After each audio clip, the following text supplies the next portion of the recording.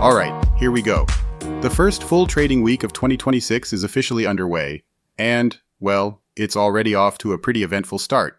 Hey everyone, happy Monday, January 5th. I'm Endrit Sella, and this is Capital Markets Quickie. Let's jump into what's driving the week ahead. Quick note before we dive in. Today's episode is brought to you by AMF Capital Asset Management Frankfurt. Learn more about our funds and strategies at amf-capital.de. Alright, let's dive right in. Now, over the weekend, investors had a lot to digest after a fresh wave of geopolitical news. In the early hours of Saturday, the United States launched a military strike on Venezuela and extracted President Nicolás Maduro so he can face criminal charges in the U.S. Later on, President Donald Trump said the United States would effectively run Venezuela until an orderly transition is in place, adding that U.S. oil companies would rebuild the country's oil infrastructure. So far, it's still unclear what U.S. involvement in the oil-rich nation will actually look like.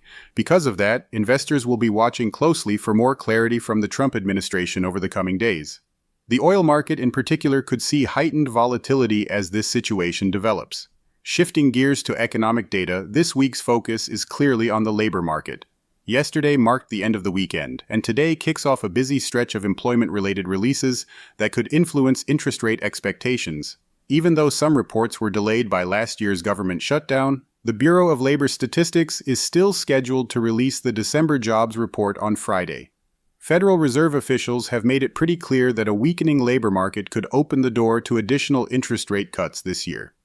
The minutes from the Fed's December meeting showed policymakers are divided on the future path of rates, so this week's data on job openings, private sector hiring, and weekly jobless claims will be closely watched. We'll also get several reports that were pushed back by the shutdown, including October data on manufacturers' shipments, inventories, and orders, along with housing starts for September and October. On top of that, we'll see third-quarter data on U.S. productivity and labor costs. There's more. A preliminary January reading on consumer sentiment is due, as well as purchasing manager index reports for both manufacturing and services, which should give us a broader sense of economic momentum. On the corporate side, earnings are relatively light, but there are still some important signals to watch. Applied Digital reports on Wednesday, offering another data point on whether spending tied to artificial intelligence infrastructure remains strong.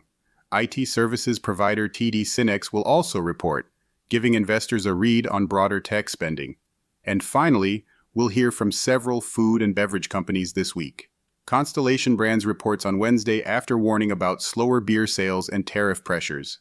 Tilray Brands reports on Thursday, and management may comment on recent regulatory changes around cannabis. Results from Albertsons, Cal-Maine Foods, and Simply Good Foods should give investors a clearer picture of how consumers are spending on everyday essentials. So all in all, geopolitics, jobs data, inflation signals, and consumer spending, plenty to keep markets busy as 2026 gets going.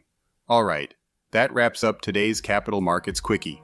Join me again tomorrow morning for more market updates. See you then.